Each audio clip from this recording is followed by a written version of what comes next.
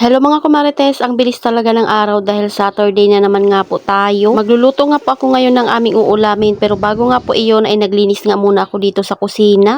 Tingnan nyo naman kung gaano nga po kakalat itong aming kusina dahil alam nyo naman na yung bunso na nga po namin yung naguhugas dito. Pero syempre yung mga kawali ay hindi niya nga po sinasama sa hinuhugasan iyan. Nagsasaing nga po yung panganay ko, ang pinupunas niya nga po doon sa aming rice cooker ay yung pamuna sa kamay. Pitin ko nga muna dito at maglinis muna bago nga po ako magsali ng mga kulang dito. Meron nga kaming basurahan dito sa aming kusina pero tingnan nyo naman at hindi nga po tinatapon yung mga basura. Pag ganito nga yung kusina mo ay talaga namang hindi kaaya-aya yung magiging amoy. Kaya ibinalik ko na nga muna yung mga nahugasan ng bunso ko doon sa lagayan para hindi na nga po ito mabasa dahil yung dish drainer ko nga po ay huhugasan ko nga po ito. Yung katatapos mo nga lang maglinis sa taas, pagkatapos mong maligo ay ito naman nga po gawaing bahay na naman tayo. Habang ako nga po ay naglilinis dyan, panay nga rin po ang daldal ko. Sabi ko nga pag naghuhugas ay magdahan-dahan para hindi naman nga po laging basa yung aming karpet. Tapos ko nga pong hugasan yung mga natirang hugasan, next ko na nga po itong aking mga pinaglutuan. Bago kasi ito hugasan ay kailangan nga po ay hindi na nga po ito mainit. Kaya hindi rin talaga pwede na hugasan kaagad. Parang gugustuhin ko na nga lang ulit na ako na nga ang maghuhugas dito kumarites dahil tingnan nyo naman talaga namang dumudumi talaga itong aming lababo. Kaya lang iniisip ko nga po na sinasanay ko nga po yung bunso ko na siya ang tagahugas. Dahil kung huhugasan ko nga po yung mga hugasan niya ay baka isipin niya na okay lang na hindi muna maghugas. After ko nga pong maghugas ayan at nilabhan ko na nga po yung mga basahan dito. Susunod nga po ay balak ko nang bumili ng gripo sa aming lababo dahil tingnan nyo naman at kinakalawang na nga po ito. Na nga rin po ako naglaba kumarites dahil yung planggana nga po ay talaga namang madumi at meron na nga pong mga uling-uling kahit wala namang uling dito. Kaya ayan, pupunasan ko nga po ng Sunrox itong aming tiles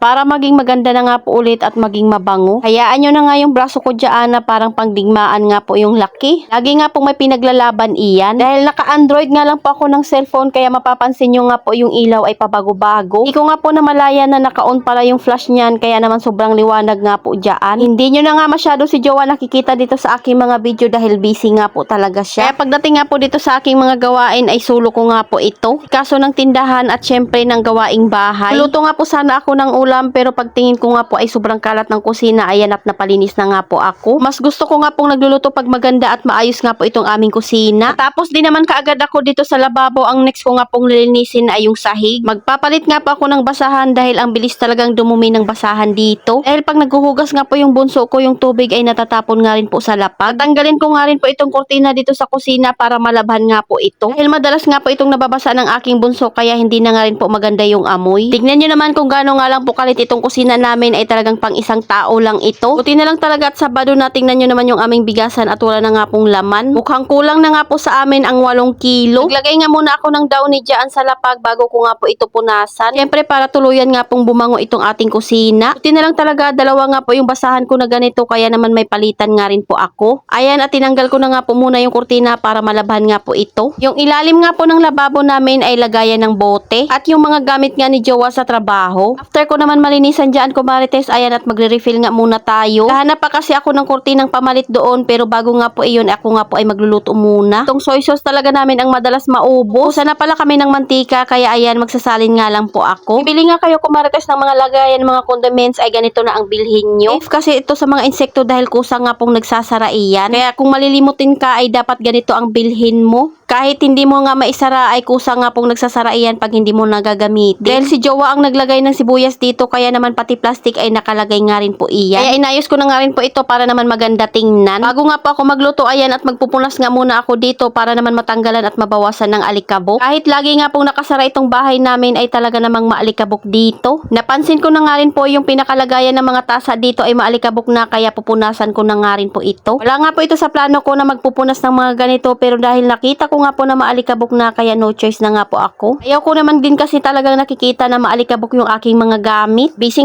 nga po yung dalawa kong anak na maglaro habang sila nga po ay nagbabantay sa tindahan. Itong pagpupunas nga ng gamit ko marites ay wala namang gagawa na iba dito kaya naman no choice nga po ako kung hindi gawin ko na. Dahil pinili ko nga po ang Team Puti, kitang-kita po kasi talaga yung mga alikabok. Kaya kahit hindi ka masipag ay talagang sisipagin kang maglinis. Dahil sayang nga po yung gamit kung hindi mo nga pupunasan at aalagaan. Siyempre para tumagal na maganda ay kailangan mo ang laging linisan. Ayan at nakatapos na nga po ako dito sa kusina. Magluluto na nga po sana ako kaso napansin ko nga po yung aming lutuan ay medyo madumi na. Siyempre at dinamay ko na nga rin po sa paglilinis.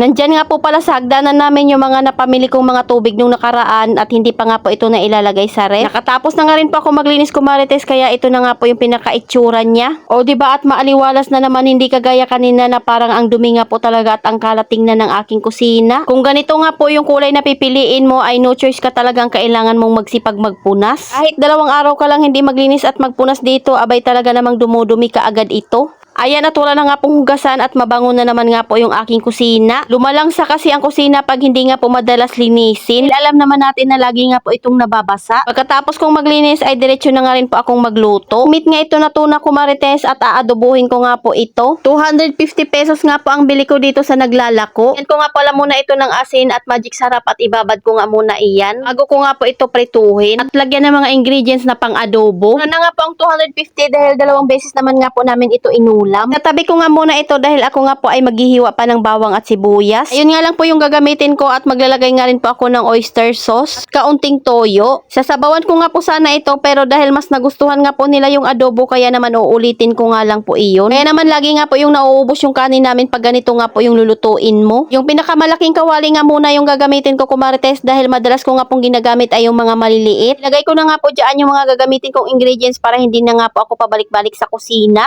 At para lagay na nga lang po tayo ng lagay. Mainit na nga po yung kawali ayan at naglagay na nga po ako ng mantika. Isinunod ko na nga po itong tuna. Medyo prituhin ko nga lang po ito saglit kumarites bago ko nga po ilagay yung bawang at sibuyas. Sabi nga ni Jowa ay hindi nga po malangsa yung luto ko nung tanghali dahil ganito nga po yung ginawa ko.